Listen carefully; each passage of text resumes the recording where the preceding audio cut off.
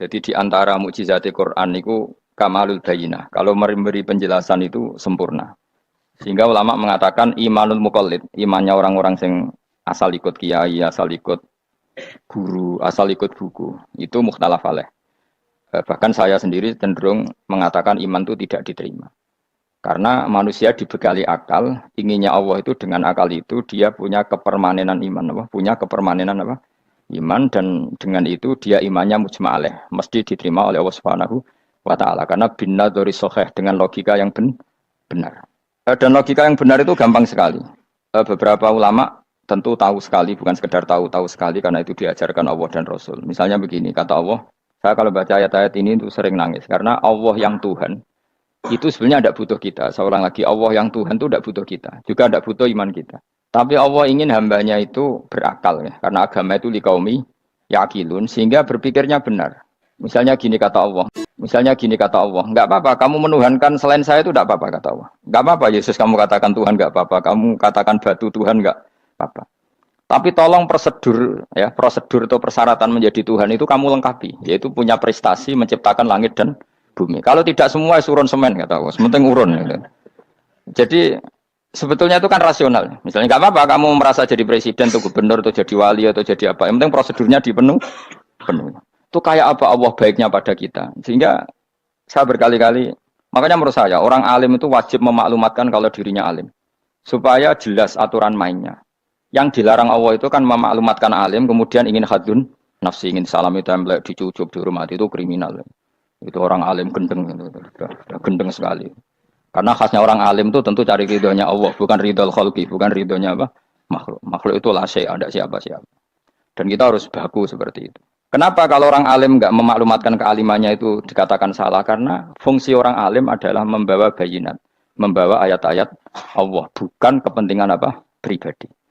Makanya Rasulullah nanti duka ngendikan idza zuharatil fitanu wal bid'u falyudhiril alim ilmahu wa illa fa'alaihi la'natullah wal malaikati wan nasi ajmain. Jika zaman akhir banyak bid'ah, banyak kebodohan, maka orang alim wajib menampakkan kealimannya. Jika tidak, maka dia mal'un, dilaknati langit dan bumi. Karena sebetulnya logika tentang Tuhan itu gampang sekali. Saya ulang lagi ya. Saya punya sekian contoh betapa tauhid itu mudah. Jadi kalau ada orang bilang ikhlas itu angel, Gus. Ya dia sendiri goblok karena nggak tahu logika apa. Ikhlas itu justru gampang. Misalnya kamu ngamal demi manusia. Manusia itu umurnya hanya berapa coba? Kan pasti mati. Lalu kalau dia mati tidak berkutik. Bagaimana Anda bersandar sama seseorang yang mati dan tidak berkutik? Sama-sama bersandar sama zat sing al-hayyul qayyum, sama zat yang abadi. Kamu latih terus akal kamu. Misalnya saya punya jamaah banyak, mereka itu kan nggak jelas surganya. Kok harap-harap syafaate piye? Soalnya jamaah aku mlebu neraka kabeh. Kan nggak mungkin nyafaati saya. Atau mereka mlebu swarga kabeh, wis do sibuk kelon mbek widadari. Mungkin ya ndak ngurusi saya. Jadi dua kemungkinan itu sama-sama ndak ngurusi saya. Mlebu neraka ya rasa nyafaati, kan mlebu swarga do sibuk napa? Ngeloni widadari karena trauma di bocah elek melarat macam-macam. Sehingga kiainya saja wis ora takok Gus Pak nang ndi wis ora takok. Wis ribet dhewe no. Nah, tentu saya juga sibuk sowan pangeran sudah itu makom saya sudah sibuk sowan pangeran. Kowe pesta seks sing kula sowan pangeran. Wa swargame ayate pokoke inna ansa'na gunna napa? Insa'a faja'alna gunna. Abkaro bar kelon dadi perawan neh berarti keloni serepot. Kula insyaallah melok daftar sing fa'ama in kana minal muqarrabin farohu warihan. Jadi surganya muqarrabin itu enggak ada sifatnya. Di situ enggak dibakas bidadari makan-makan enggak, tapi farohu warihan. Satu surga yang sifatnya rohani. Karena enggak bisa disifati. Tapi saya daftar di situ ya hanya beberapa jam. Baru juga bungkon. Sawangane kok karo rasane wong ayu juga keberatan. Ya tapi saya tentu punya dua kelas, punya kartu premium dan ekonomi. Saya enggak tertarik lah daftar yang premium dok nanti repot apa. Saya itu sering nangis kalau baca ayat seperti ini. Bagaimana Allah yang Tuhan kemudian enggak butuh apa-apa, tapi Allah saking baiknya itu membuat tatanan logika kita. Saya enggak akan bosan-bosan sampai sowan Allah.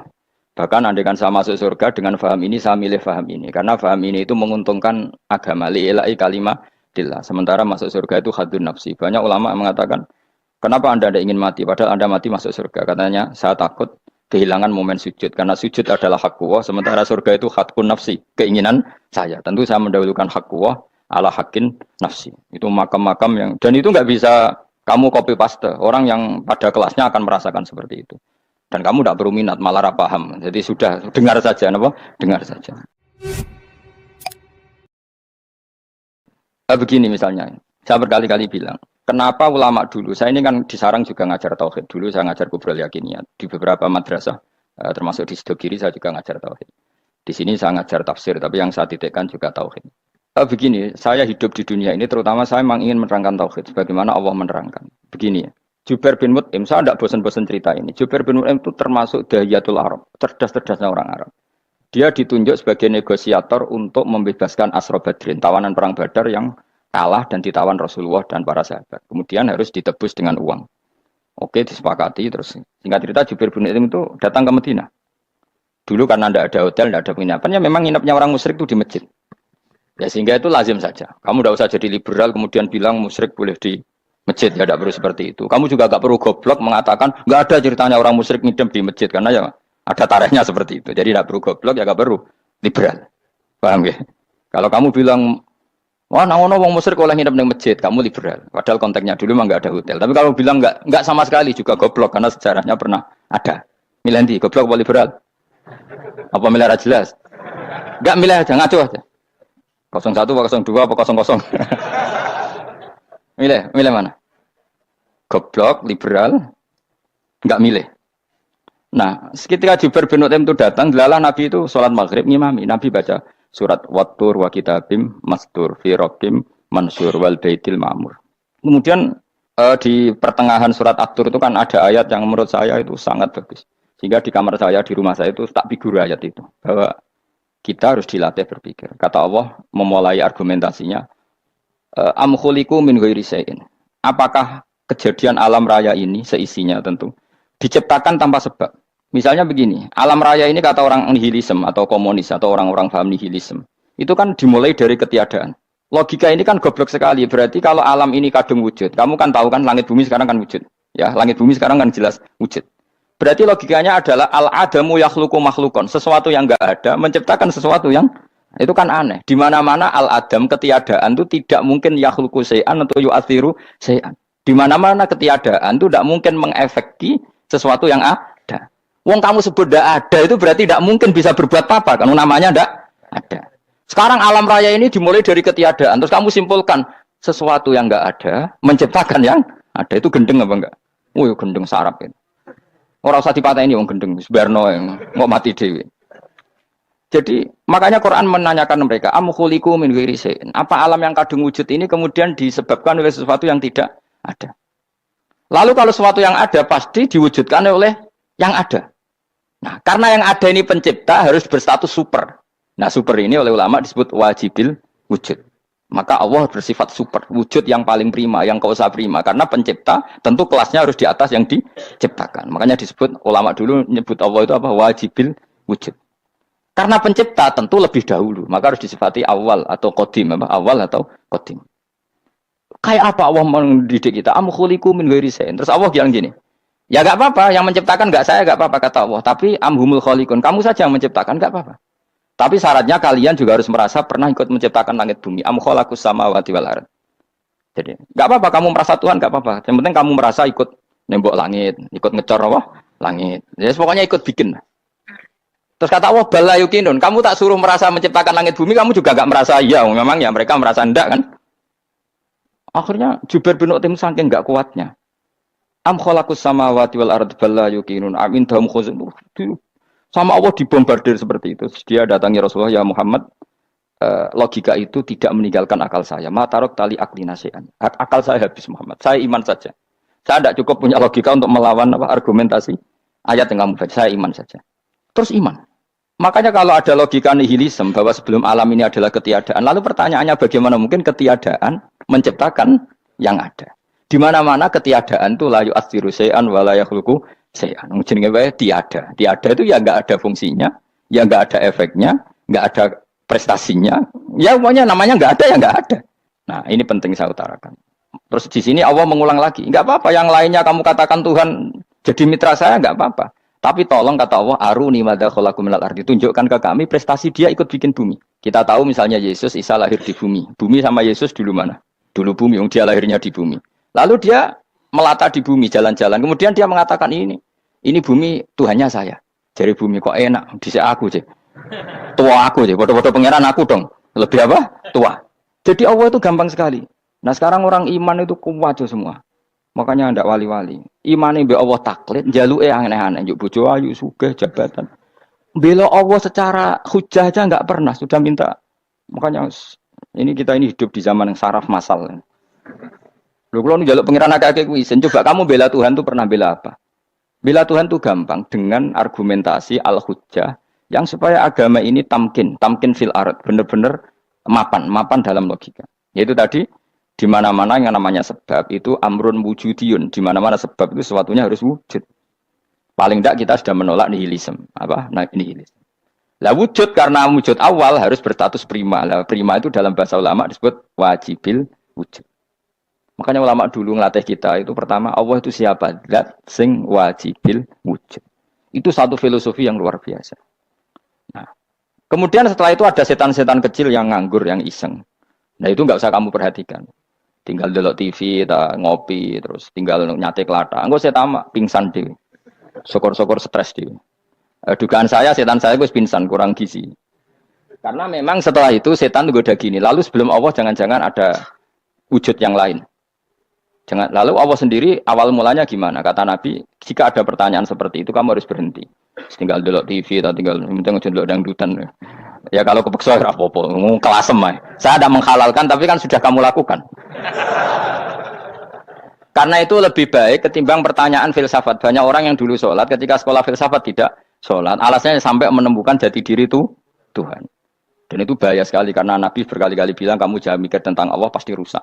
Orang kok mungkin rusak dari Nabi pasti rusak. Nah cara menghentikan gimana? Karena setan ini makhluk, akal-akalannya gampang. Tadi tak warai, saya sebagai ulama, atau sebagai manusia, atau sebagai orang awam, atau sebagai siapa saja. Kadang ada pertanyaan seperti itu. Tak tinggal anggeling dharma, kan pusing setan. Ini kan ngenteni. Weh, ngenteni bar lo anggeling dharma. Bariku aku lesu mangan mie. Bar mangan mie waret turu. Kan dia ngenteni terus. Mau bikin was-was lagi. Ternyata saya sibuk kan enggak bisa masuk deh. Bangun tidur aku selali pertanyaan tadi. Dinteni. Nah, dia masuk lagi aku sibuk ngajak anak jalan-jalan. Jadi saya kalau jalan-jalan di pasar itu wis enteni santai wae. Itu memang resep dari Rasulullah. Jangan sampai orang terjebak filsafat yang sampai menanyakan eksistensi Tuhan. Dan dia tidak mau iman, tidak mau sholat, tidak mau puasa sampai menemukan Tuhan itu siapa. Itu jelas minas syaitonir rajim, itu perilaku setan. Makanya Rasulullah setiap ditanya sahabat gitu itu Nabi guyu-guyu. Dan guyunya Nabi itu kata Nabi, baguslah kalau kamu takut Tuhan kalah kata Nabi. Nabi gojok gitu.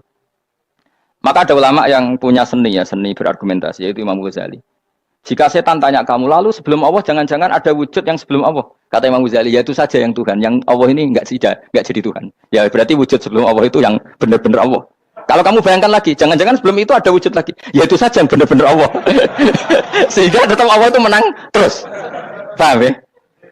Yang jelas jangan sampai didahului Adam. Karena kalau didahului Adam lebih ngeri lagi. Karena sesuatu yang enggak ada menciptakan yang ada. Itu lebih buruk lagi menurut akal. Menurut apa akal?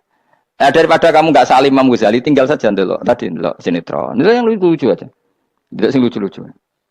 Ndelok apa mencari Tuhan. Pokoknya sing aneh-aneh, sing goblok-goblok, sing lucu-lucu, sing perane wong apa? Lha saya sering diprotes saya. Gus Salim jenengan kok sering ndelok sinetron sing ana dialog wong goblok-goblok. Wong goblok ku menarik cara kula. Apa ya? Cara pandang itu di luar dugaan saya karena kula berkali-kali lho kalah wong goblok. Jadi makanya ini tak cerita nih, beberapa kali, yang jari Gus Pak cerdas, berkali-kali kalau ambil goblok. Ada seorang santri itu ingin dibelikan bapaknya itu sepeda motor. Bapaknya wong desa, senengannya ngurmat sapi, wedhus. Menurut saya ya orang tuanya itu mampu lah, sangat mampu untuk beli itu. Pak buat ditukokno mawon wong sepeda motor. Kata bapaknya, anakku itu jok mondok tak goblok Gus. Wong jaluk kok sepeda motor, jaluk mobil, ora ya goblok. Lah kok goblok Pak? Jenenge donya iku Gus, sing lahirno donya kok sapi iku ndek anak, wedhus ndek anak jenenge donya. Di mana-mana jenenge donya sing lahirno donya. Iki donya kok mangan donya. Mergo motor iku kan tuku bensin, mobil. Iku cara dekne iku goblok Gus. Batin berarti kabeh kiai goblok perkarane tuku donya sing ngentekno donya. Cara dekne donya iku sing lahirno donya. Batin kok pinter iki batin. Untungnya saya ini ulama ya, ahli tafsir ya malu. Saya kalah itu ya malu. Tapi saya sebagai orang objektif fair, itu teori benar apa? Jadi dunia itu ya sing lahirno dunia. Dunia kok mangan dunia ku goblok. Untungnya dia dengan saya itu jaraknya 5 kilo 7 kilo karena 7 kilo.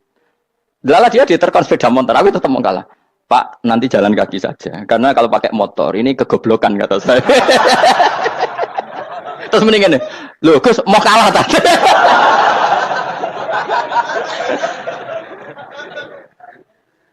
Wah kaca. Singkat cerita dia bersikeras, nggak mau beliin sepeda motor anaknya karena di mana-mana dunia itu sing lahir no dunia, nggak boleh dunia kok mangan. Ini satu kegoblokan yang agak ilmiah tadi.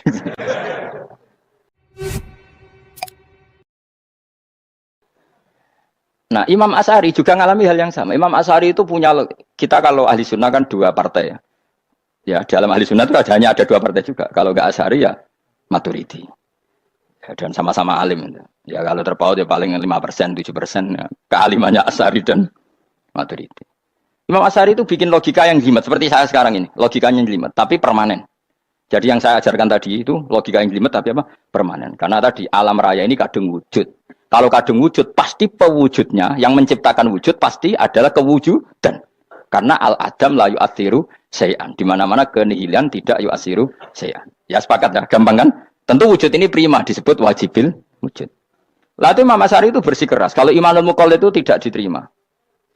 Sebanyak keberatan ulama, tapi Nabi nyatanya yaktafi bi imanil Arab al-khalina anin nadur. Nabi nyatanya mencukupkan imannya orang-orang Bedui yang mereka itu kayaknya tidak bisa mikir.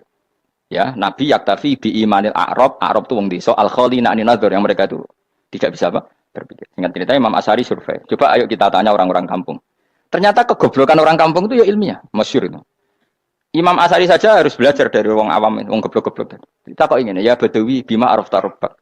Kowe kok iman be Allah itu bima araf tarubbak. Lalu kamu tahu Tuhan kamu atas nama apa? Dengan logika apa? Jawabnya enak.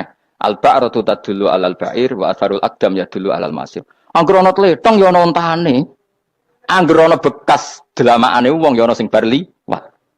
Jadi misalnya ada bekas teracak anjing, berarti anjing habis liwat. Ada bekas apa ular ya berarti ular harus liwat. Ada bekas teracak manusia ya berarti manusia habis liwat. La wa hadzal alam atharun min athari qudratillah. Alam iki bekas, mesti ana sing gawe. Jadi Mas Ari pinter juga, mesti logikane gak jelimet tapi angger ana tletong ana sapine.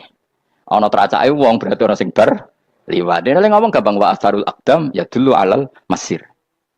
Nah, terus Imam Asy'ari habis itu ngendikan, ya sudahlah dengan logika apa saja. Meskipun karena zori hadal Arabi sebagaimana cara berpikir Bedui ini, sementing ada nazar. Apa ada? Ada nazar. Ya nazar apa saja. Misalnya orang ahli matematika mungkin bilang angka dimulai dari 1. 0 itu akal-akalane Khawarizm. Mergo ini kebingungan nulis 10. Tapi tetap angka itu dimulai dari 1. Kalau misalnya 1 untuk mecah kesulitan ya harus dimulai 0,1. Tidak bisa 0 tok. Jadi 0 dulu itu untuk mematahkan kalau jumlah itu tidak sampai 1. Tapi faktanya jumlah itu kan pasti 1 karena dimulai dari wajibil wujud. Khawarizm itu ya pintar matematika. Saya juga punya ilmu hisamnya Khawarizm. Itu kan dia karena kebingungan angka pecah. Misalnya 1 tidak sampai 2. Mau tidak mau harus ditulis 1,5 misalnya. Paham ya? Lalu kalau sebelum 1 tetap dia harus 0,5. Lalu hakikat 0,5 itu kan bagian dari wujud apa bagian dari Adam? Tetap bagian dari wujud.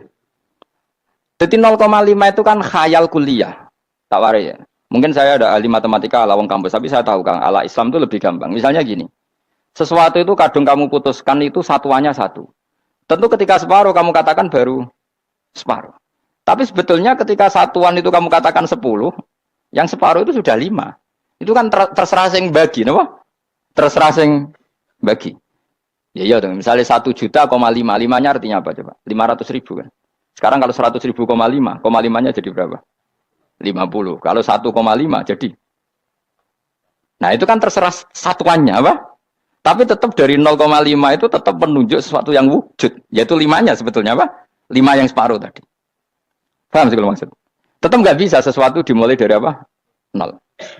Nah, makanya kata Abdul Hamid Khan kalau dalam mendidik tauhid, itu gampang saja tadi. Alam raya ini kadung maujud, kalau kadung maujud pasti disebabkan oleh sesuatu yang wujud. Karena wujud pencipta harus berstatus prima. Lah prima ini atau premium ini kita sifati wajibil wujud. Atau kamu katakan apalah kausa prima atau musabibul asbab. Nah kelirunya kita dalam berislam itu, kritiknya para ulama, kita ini nyebut Allah dulu baru menceritakan status Allah. Kalau zaman Nabi itu dibalik. Status wajibil wujud itu kita terangkan dulu, baru yang oleh Islam itu namanya Allah. Paham ya? Kan beda, misalnya gini logikanya gini, kamu ketemu orang ateis, saya ulang lagi, kamu ketemu orang ateis, terus kamu ditanya, lalu alam ini yang menciptakan siapa? Allah Jalla Jalaluh. Mesti kan tanya, man huwa Allah itu siapa? Kalau dulu Islam mengajarkan kayak gitu, surat pertama turun apa coba? Iqra. Iqra itu gak nyebut kata Allah. Iqra bismi rabbika. Rabbika itu siapa? Alladzi khalaq. Sebutlah nama Tuhan. Yang berhak menyandang Tuhan adalah zat yang pencipta. Itu tidak ada kata Allah. Di surat Mudatsir, surat kedua. Ya ayyuhal mudatsir kum fa'anzir wa rabbaka fakabbir. Bukan Allah fakabbir, wa rabbaka fakabbir. Sehingga cara berpikir gini dibalik. Sebutlah Tuhan kamu. Tuhan itu siapa? Yang berstatus Tuhan adalah zat yang berstatus pencipta. Nah, lalu pencipta ini oleh Islam dinamai Allah. Kalau orang ateis kamu langsung bilang Allah, man huwa Allah. Berarti pertanyaannya Allah itu siapa? Lalu kamu jelaskan Allah adalah pencipta. Allah adalah wajibil wujud. Tentu lebih gampang kamu terangkan. Makanya Al-Qur'an menerangkan amkhuliqu min ghairi syai'in. Manane saya di sini manane ya Allah. Apa? Allah. Apakah mereka diciptakan tanpa pencipta? Tentu setelah Islam tahu itu namanya siapa? Allah. Paham ya? Kalau balen malih. Jadi sebetulnya Quran itu ngajari kita itu ilmu mantik yang luar biasa. Misalnya ya Yuhanna su'budu siapa? Rabbakumul ladzi khalaqakum walladzina min qablikum. Sembahlah Tuhan. Tuhan itu siapa? Pencipta kamu dan pencipta orang-orang sebelum kamu. Lalu Tuhan ini oleh Islam dinamai. Tapi kalau langsung kamu bilang ke orang ateis atau orang Uni Soviet, Allah itu Tuhan. Allah itu siapa? Sebab itu di beberapa ayat dijelaskan dulu status Allah. Sifatnya Allah, keakhasan Allah, keakhasan Tuhan. Yang dikatakan Tuhan adalah zat pencipta. Kalau tidak pencipta berarti tidak Tuhan. Sekarang Yesus pencipta bumi apa enggak? Enggak, karena dia lahir sudah di bumi. Begitu juga Fir'aun. Fir'aun itu kalah telak sama Nabi Musa gara-gara logika ini. Ketika Nabi Musa ditanya Fir'aun, wa ma rabbul alamin? Lalu Tuhan itu siapa? Kata Musa, rabbus samawati wal ardi, yang nuhani langit dan bumi. Jadi Fir'aun, enggak, ma'alim tulakum min ilahin wa irisa, jalan-jalan kemana-mana yang dikatakan Tuhan oleh masyarakat saya. Nah, kurang ajar Fir'aun. Terus kata Musa, ya Tuhanku yang di langit. Terus manggil Haman Masyur, ya Haman ibnili sorkhalla ali abluhul asbab samawati fa'attoli ila ilahi Musa. Haman, bikinan saya piramida yang tinggi, aku akan lihat Tuhannya Musa. Ada enggak di sana? Padahal misalnya munggah tenan di pangeran ra iso didelok kan repot Nabi Musa. Wah parah ya, nggak piramida nginceng pangeran teprak itu kan. Akhirnya Musa pakai logika. Ya sudah gini saja, Rabbukum wa rabbu abaikumul awwalin, yang menuhani nenek moyang kamu yang dulu-dulu. Oh itu langsung fabuhita Fir'aun. Fir'aun tuh kaget sekaget-kagetnya. Dan para penggawa Fir'aun sadar. Wah kalau Fir'aun yang Tuhan, babanya tanpa Tuhan. Kan Tuhannya balita kan gitu kira-kira. Tuhannya balita. Tuhannya barulah. Itu kan jadi logika yang mematikan. Kalau Fir'aun Tuhan berarti babanya dulu yang wujud itu tanpa Tuhan. Karena Tuhannya baru lahir. Ini ada Tuhan kok datang terlambat ini kan. Akhirnya para punggawanya Fir'aun iman. Macam gendeng ya, Fir'aun itu gendeng. Itu pentingnya logika. Rabbukum wa rabbu abaikumul awwalin. Nah sekarang orang tuh nggak belajar logika. Iman bi Allah orang mantep ning ati, cek iso diguncang setan, jalukane wis aneh-aneh. Jaluk swarga, jaluk gak mutu cara. Gak mutu. Makanya banyak wali kalau ditanya, kamu masuk surga sama sholat milih mana? Milih sholat. Kenapa milih sholat? Di surga itu demi khadun nafsi saya, poya saya. Tapi kalau saya sholat itu untuk hakku. Saya sebagai hamba, identitas kesejatian saya adalah menghamba. Soal nanti Allah bikin bonus surga silahkan. Maka sebenarnya masuk surga itu ada urutannya. Sebagai orang alim saya urutannya adalah berkampanye sesering-seringnya, membuat logika supaya orang mudah ke Allah dan Rasul. Makanya di Quran tuh gak ada orang disuruh masuk surga dulu itu. Ya Tuhan nafsul mutmainnah irji'i ila rabbiki. Kamu kembali ke Tuhan kamu dulu. Bahwa kamu makhluk yang butuh Tuhan. Fadkhuli fi ibadi. Kamu masuklah berstatus hamba dulu. Kesetatusan Anda sebagai hamba ini matangkan dulu. Bahwa saya ini hamba. Dibuktikan dengan suka sujud, suka ngamal, suka sedekah, suka tawadhu. Saya sebagai orang alim sebenarnya gak suka mulang. Karena takut. Nak kue pinter kok nyanyi aku, nak goblok sawangannya metodeku gagal. Kan dua-duanya ini merugikan saya sebetulnya. Saya ulang lagi ya, nak pinter kayak nyanyi aku. Kan ya mungkin juga, senajan rodok mokal mungkin. Sanggep aja rodok mungkin. Pemana nak sing ndik kan yo, biasanya hasud wong ndik. Wah itu sebenarnya rugi semua, tapi Allah yang memerintahkan, hak wong alim kudu mulang. Perhitungan itu tak buang semua. Sing ape nyanyi nggih monggo, sing tetep goblok nggih. Monggo, pokoke Allah ngutus mulang ya napa?